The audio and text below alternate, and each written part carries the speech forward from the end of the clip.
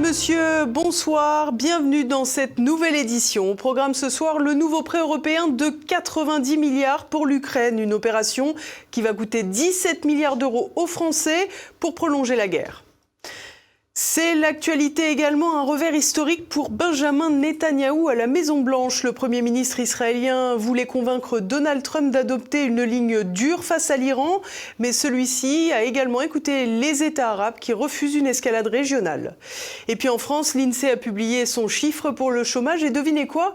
Eh bien, il est catastrophique. Pourtant, la réalité est bien pire. On vous explique pourquoi dans quelques instants. Ursula von der Leyen, grand seigneur de la guerre. Mercredi, le Parlement européen a voté en faveur d'un nouveau prêt de 90 milliards d'euros pour l'Ukraine. Les Français paieront donc 17 milliards pour que les dirigeants européens se réjouissent de voir se prolonger la guerre. Le point de Nicolas de Lamberterie.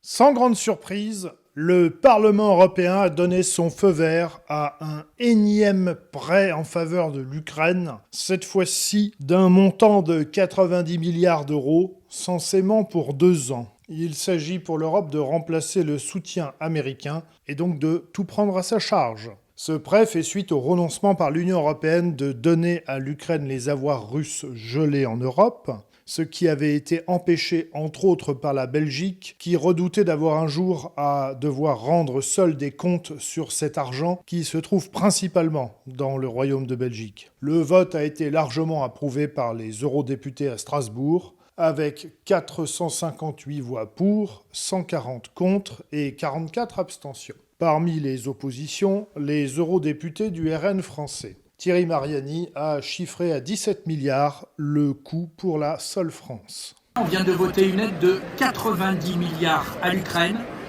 30 milliards pour faire fonctionner l'État, c'est-à-dire pour subventionner par exemple les agriculteurs ukrainiens, les hôpitaux ukrainiens, les écoles ukrainiennes et 60 milliards pour financer la guerre. 90 milliards qui seront remboursés par l'Ukraine que le jour où l'Ukraine recevra des réparations de guerre de la Russie. Nous savons très bien que jamais la Russie ne versera 1 euro de réparation à l'Ukraine. Et donc à la sortie, c'est tous les États qui payeront.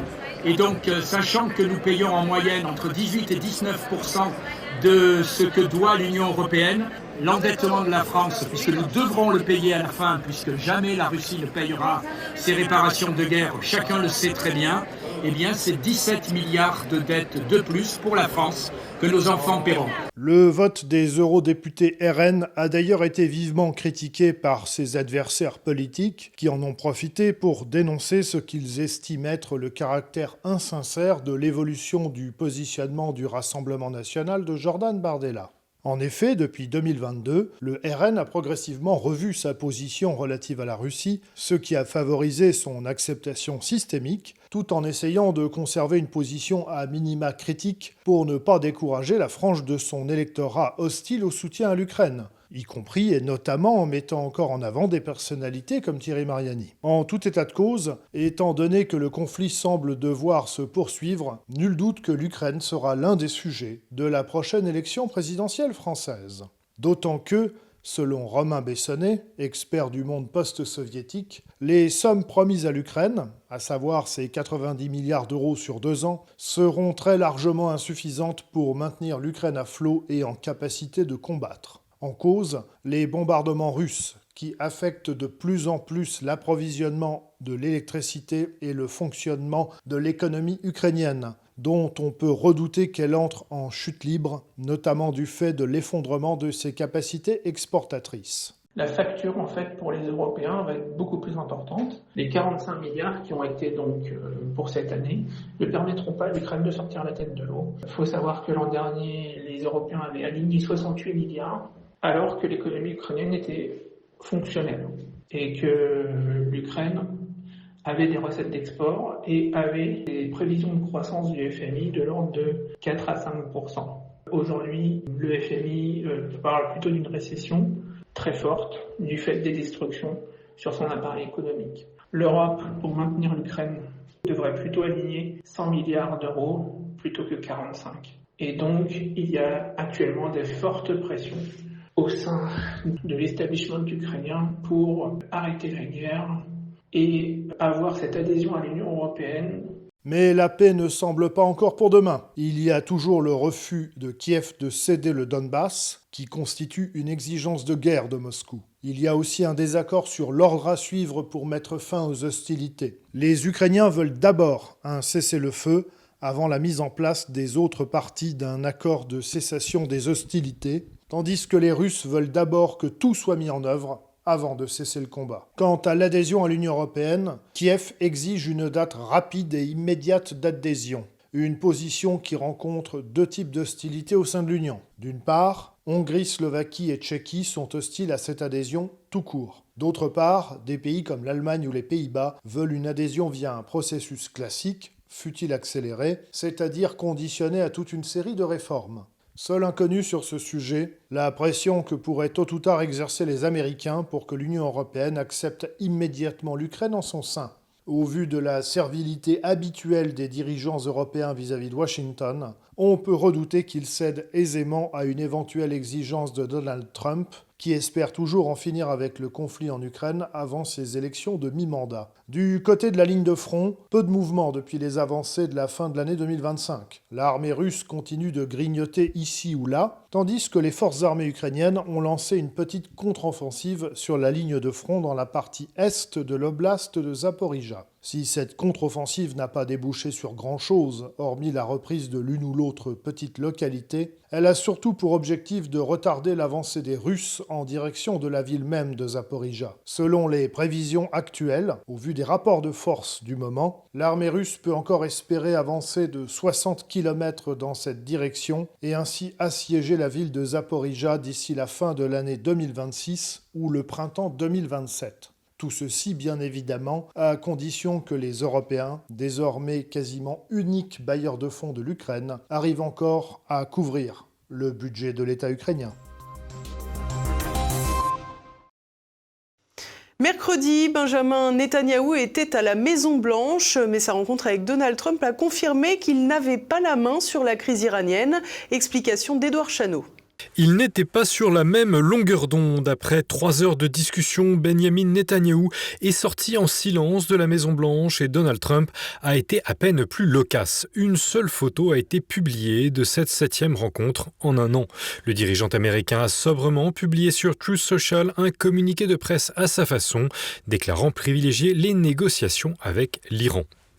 Aucun accord définitif n'a été conclu, si ce n'est que j'ai insisté pour que les négociations avec l'Iran se poursuivent afin de déterminer si un accord est possible. Si tel est le cas, j'ai fait savoir au Premier ministre que ce serait ma préférence. Dans le cas contraire, nous devons attendre les résultats. La dernière fois, l'Iran a estimé qu'il valait mieux ne pas conclure d'accord et a subi les conséquences désastreuses de l'opération Midnight Hammer.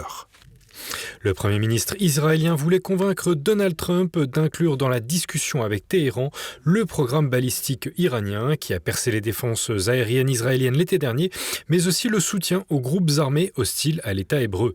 Mais les demandes israéliennes semblent maximalistes, voire inconcevables, comme le souligne l'avocat iranien Ardavan Amir Aslani. Netanyahou n'a pas de doléance à avoir parce que c'est lui qui a initié la guerre de 12 jours à l'encontre de l'Iran. Donc s'il devait y avoir une victime dans le conflit entre Israël et l'Iran, c'est bien l'Iran qui en est victime. Pendant 12 jours, l'aviation israélienne a bombardé l'Iran, entraînant 1200 morts civils iraniens.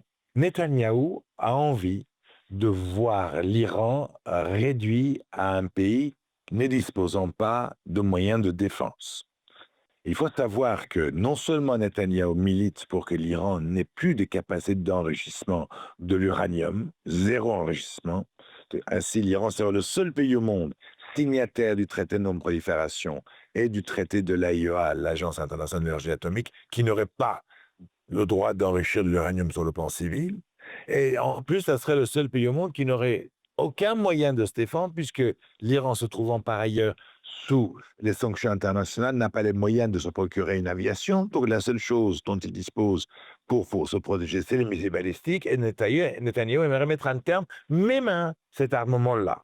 Or, les Israéliens ont compris, selon le média Ynet le 10 février, qu'ils n'étaient pas seuls à avoir l'oreille du dirigeant américain. Les États arabes de la région se sont activés diplomatiquement. Selon le New York Times, le 5 février dernier, citant des diplomates du Moyen-Orient, l'Arabie saoudite, le Qatar, l'Égypte, les Émirats, Oman et le Pakistan ont pressé activement les États-Unis et l'Iran de conclure un pacte de non-agression ambitieux qui s'étendrait aux proxies des deux parties. Nous n'y sommes pas encore, mais l'Iran a de son côté montré dimanche dernier être ouvert à un accord envisageant de diluer son uranium contre une levée des sanctions qui l'étranglent économiquement. Il serait pour l'heure enrichi à 60% contre 90% pour de l'uranium à usage militaire. Mais pour Abbas Araghchi, ministre iranien des Affaires étrangères, le programme balistique reste non négociable. En définitive, la situation est de moins en moins favorable à l'État hébreu. Donald Trump, en dépit du déploiement d'une flotte de guerre en mer d'Arabie, ne peut se payer le luxe d'un conflit, comme l'explique Ardavan Amir Aslani. Or, Trump comprend très bien qu'en réalité, la question de l'Iran va au-delà de ça. Parce que si l'Amérique devait frapper l'Iran, il y aurait des conséquences qui dépasseraient largement la question iranienne. Il y a déjà la Chine qui a constaté la perte du Venezuela, qui était une source d'approvisionnement énergétique pour ce pays. Tant la Chine que la Russie ne sont pas disposés à voir le même sort réservé à l'Iran. En plus, les alliés historiques des États-Unis dans la région, l'Arabie saoudite et les Émirats, n'ont pas envie que l'Iran soit frappé pour des considérations politiques internes chez eux. L'Arabie saoudite, par la bouche de son prince héritier, a déjà demandé à Trump d'écarter l'idée des frappes parce qu'ils savent qu'en cas de frappe à l'encontre de l'Iran, le sol saoudien risquerait d'être frappé à son tour, avec comme conséquence inéluctable la fin du projet Vision 2030 de ce dernier, qui cherche à transformer son pays en un pays touristique incarnant la stabilité. Pareil pour les Émirats arabes unis. Vous imaginez que si l'Iran devait envoyer des missiles sur Dubaï ou sur Abu Dhabi, ce serait la fin du positionnement de ce pays en tant que centre de service pour toute la région du Moyen-Orient. Trump n'a pas envie de partir sur une guerre, sachant que cette année en particulier est une année délicate pour lui, puisque c'est les élections de mi-mandat aux États-Unis. Le président américain devrait donc tout faire pour discipliner Benyamin Netanyahou, sans doute tenté par la politique du pire et de l'escalade, mais le dirigeant israélien sait qu'il ne peut rien sans la puissance de Washington.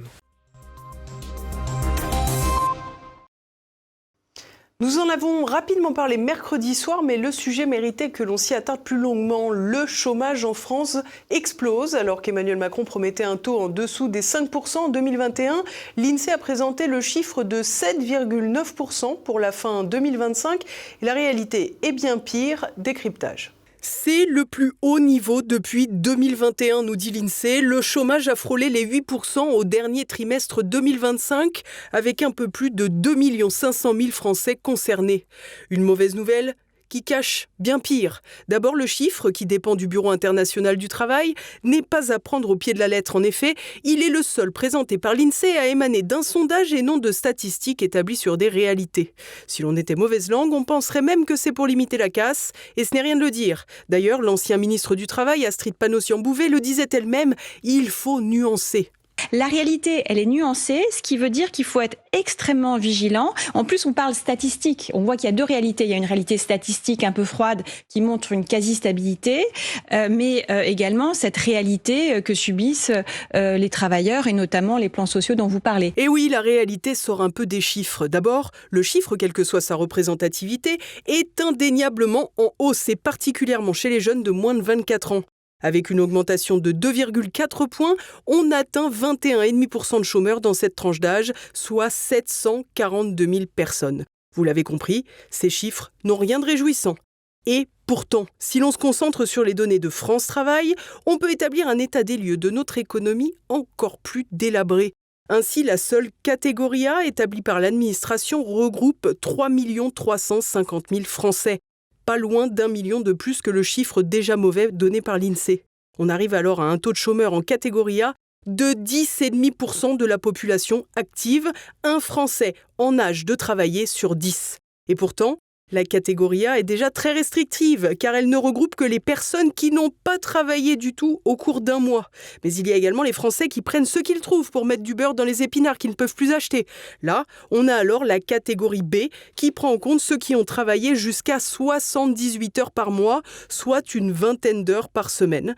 Et ensuite, la catégorie C qui ont travaillé plus de 78 heures, mais n'ont pas un emploi fixe et durable. Et là, ces deux blocs représentent environ 2,4 millions de personnes. Ainsi, on arrive à un total de 5 750 000 personnes dont l'activité professionnelle n'est pas pérenne à un mois et de facto pas suffisante pour vivre. Dans ce cas, c'est 18% de la population active en France, près de 1 sur 5. À noter que parmi eux, environ 46% perçoivent une indemnisation chômage, soit moins de la moitié. En effet, beaucoup de personnes comprises dans la catégorie A, particulièrement les jeunes, n'ont pas assez cotisé pour prétendre à une indemnité chômage. Par ailleurs, les conditions d'accès ont considérablement été réduites par la Macronie sous l'impulsion notamment du sacré bosseur Gabriel Attal. La piste, c'est de réduire cette durée d'indemnisation de plusieurs mois. Je ne pense pas qu'il faille que ça aille en dessous de 12 mois. De quoi bien nuancer le laïus sur le fait que les inactifs gagnent plus facilement de l'argent que les actifs au SMIC. Pour être parfaitement représentatif, il faudrait aussi, en plus de considérer une part de chiffres noirs avec des Français là qui ne s'inscrivent même plus à France Travail comme ils ont droit à rien, également ajouter au moins une partie de la catégorie D, les personnes sans emploi mais en formation, en stage, en arrêt maladie ou en congé maternité, environ 350 000 personnes. Et il faudrait aussi inclure une part de la catégorie E qui comprend les personnes qui cherchent toujours un emploi tout en travaillant sous différentes formes, notamment avec les contrats aidés et autres subterfuges de l'État pour baisser les chiffres du chômage de façon artificielle. Une stratégie presque assumée par Emmanuel Macron dès 2016. Je vais être simple avec vous. Les jeunes ou les moins jeunes, en particulier dans les quartiers les plus défavorisés. Comme ils disent dans les banlieues, ils ne sont pas là pour tenir les murs. Et ils ne veulent pas tenir les murs, comme on le dit trop souvent ou comme on les stigmatise. Ils veulent rentrer dans la vie active. Ils veulent rentrer dans l'emploi. Et si rentrer dans l'emploi, ça commence par l'entrepreneuriat individuel. Ça commence par un emploi qui est peut-être plus fragile qu'un CDI. Qu'est-ce qu'ils vont vous dire ? Cela au chômage. Oui. Une ode à l'uberisation de la société qui a bien produit ses effets 10 ans plus tard. En effet, contrairement au laïus sur le manque d'énergie des Français qui ne voudraient pas travailler, la DARES, la Direction de l'animation, de la recherche, des études et des statistiques qui dépend du ministère du Travail, considère que le taux d'emploi vacant en France c'est de 2,5%. Ainsi, une bonne partie des chômeurs français ne trouvent pas de travail parce qu'il n'y en a pas. Et ce, parce que la fiscalité grève les entreprises, lesquelles n'alimentent plus la croissance du pays. Un véritable cercle vicieux. Et passons à présent à l'actualité en bref en France. C'est mon appart dégagé. Le député Thibault Monnier, apparenté RN et proche de Marion Maréchal, a surpris un squatteur dans son studio de 11 mètres carrés à Lyon 7e arrondissement, vacant depuis un mois. Alerté par des voisins, il s'est rendu sur place le 5 février et a filmé la confrontation tendue avec l'occupant illégal. L'homme, trentenaire, d'origine étrangère et sous OQTF, admet être en France illégalement depuis 2 ou 3 mois et travailler au noir. Interpellé dans les couloirs par la police, il a été emmené sans résistance. Le logement est ravagé, matelas tachés, meubles sales, cuisine dégradée. L'élu dénonce l'insécurité à la guillotière et la lenteur des expulsions en France. Il réclame un renforcement du droit de propriété, citant l'exemple italien plus ferme. Sarah Gnafo, sacrée révélation politique de l'année. L'eurodéputée Reconquête et candidate au municipal à Paris figure en effet dans le palmarès 2025 du Trombinoscope, célébré lors d'une cérémonie à l'hôtel de la Cé, résidence officielle de la présidence de l'Assemblée nationale à Paris. Pour la jeune énarque, la vraie révélation est que les finances publiques peuvent passionner les Français malgré des thèmes arides comme la dette, les déficits et les gabegies des agences publiques. Hormis Sarah Gnafo, Olivier Faure, premier secrétaire du PS, a été élu député de l'année et Amélie de Montchalin a reçu le titre de ministre de l'année, juste avant sa prise de fonction à la tête de la Cour des comptes, pour juger son propre bilan. La candidature de Marine Le Pen en suspens jusqu'à l'été. Mercredi, la Cour d'appel de Paris a annoncé que le procès des assistants parlementaires était mis en délibéré jusqu'au 7 juillet. Rappelons que les 2 avocats généraux ont requis 4 ans de prison, dont un ferme, 100 000 € d'amende et surtout 5 ans d'inéligibilité, ce qui déterminera la candidature de Marine Le Pen à l'élection présidentielle moins d'1 an plus tard. Notons qu'il n'y a pas d'exécution provisoire. C'est en ce sens que les avocats du Parlement européen estiment qu'il n'y aura pas d'interférence sur l'élection présidentielle. Si la Cour suivait la réquisition du parquet général avec une confirmation d'une peine d'inéligibilité à 5 ans, s'il n'y a pas d'exécution provisoire, En matière pénale, le pourvoi en cassation suspend l'exécution de la peine jusqu'à la décision de la Cour de cassation. À partir du moment où il y aura un pourvoi en cassation, eh bien Marine Le Pen pourrait être candidate à la présidentielle. Marine Le Pen ne l'entend pas de cette oreille. En effet, un pourvoi en cassation maintiendrait une épée de Damoclès de juillet jusqu'à avril 2027. Cet été, c'est-à-dire au moment où la Cour d'appel rendra sa décision, c'est là que se décidera ma présence ou mon absence à l'élection présidentielle, car quel que soit le niveau d'accélération de la Cour de cassation, vous comprenez bien qu'en septembre, le Rassemblement national doit pouvoir être représenté à l'Assemblée nationale et la campagne doit démarrer, quel que soit ce candidat. Concrètement, seule une relaxe, peu probable, ou une condamnation limitée à 2 ans d'inéligibilité, qui serait révolue au moment de la décision, pourrait permettre à Marine Le Pen de se lancer dans les temps. Réponse, le 7 juillet. Où trouve-t-il ces idées ? Samedi 7 février, à Hasparren, dans le Pays Basque, le carnaval a donné lieu au jugement de Sant Pansar, un personnage fictif issu de la culture basque. Chaque année, un mannequin est brûlé. Cette fois, Sant Pansar était à l'effigie de Jordan Bardella. Les festivités ont eu lieu dans la cour d'une école primaire avec la participation de la mairie indépendante. Sur cette commune de 7000 habitants, la liste menée par Jordan Bardella était arrivée en tête lors des élections européennes de 2024.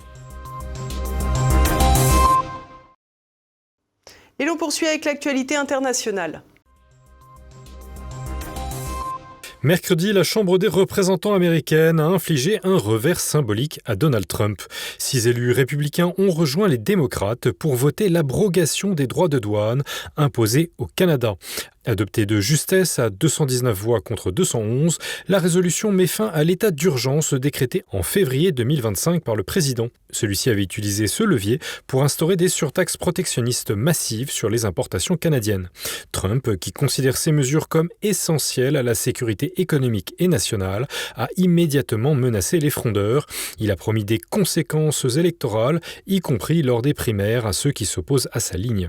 Le texte doit encore passer au Sénat, mais un veto présidentiel est certain. Une majorité des 2/3 serait requise pour le contourner, un scénario hautement improbable avec la majorité républicaine actuelle. Des craintes de tir visant son hélicoptère. Le président colombien Gustavo Petro a affirmé avoir échappé de justesse à une tentative d'assassinat le 9 février dernier. Lors d'un déplacement en hélicoptère dans le département de Córdoba sur la côte Caraïbe, son appareil a été empêché d'atterrir au point prévu. L'équipe de sécurité a redouté des tirs contre l'engin, le forçant à voler 4 heures de plus vers un lieu alternatif. Le chef de l'État de gauche, au pouvoir depuis 2022, accuse des réseaux liés au narcotrafic et des dissidents des ex-FARC de vouloir attenter à sa vie. Il avait déjà dénoncé une menace similaire en 2024 dans un contexte de recrudescence de la violence politique. Cet épisode survient à 3 mois d'une élection présidentielle cruciale alors que Petro ne peut briguer un second mandat. L'automobile allemande en plein dérapage. Mercredi, la société BMW a annoncé rappeler environ 575 000 véhicules pour des risques d'incendie. Le constructeur a identifié une usure du démarreur qui peut empêcher son bon fonctionnement. Dans certains cas, il y a même un risque de court-circuit et donc d'incendie. Le rappel concerne les véhicules de 16 marques différentes, construits entre juillet 2020 et juillet 2022. En France, plus de 4000 voitures sont concernées par ce rappel. Les propriétaires du Constellation confrontés aux familles de victimes de Crans-Montana. Mercredi, Jacques Moretti a été auditionné pour la 4e fois par le parquet valaisan. Une mère de 2 filles âgées de 18 et 20 ans ayant survécu a pointé sa responsabilité ainsi que celle de la commune de Crans-Montana. Ce jeudi, les auditions se sont poursuivies avec Jessica Moretti alors que des photos de l'établissement dévasté par l'incendie ont été diffusées dans les médias, notamment une où l'on voit le loquet bloquant l'issue de secours. Jacques et Jessica Moretti, vraisemblablement responsables d'une bonne partie des manquements à la sécurité de l'établissement, semblent également servir de paravent à la culpabilité des autorités publiques, jusqu'ici bien peu pointées du doigt dans les médias. Et voilà, nous arrivons à la fin de cette édition. Dès à présent, retrouvez immédiat. Martial Bild et Florian Janin évoquent les derniers rebondissements médiatiques du scandale Epstein. C'est à présent la fin de cette édition. Merci à tous pour votre fidélité. Rendez-vous demain, même lieu, même heure. En attendant, portez-vous bien. Bonsoir.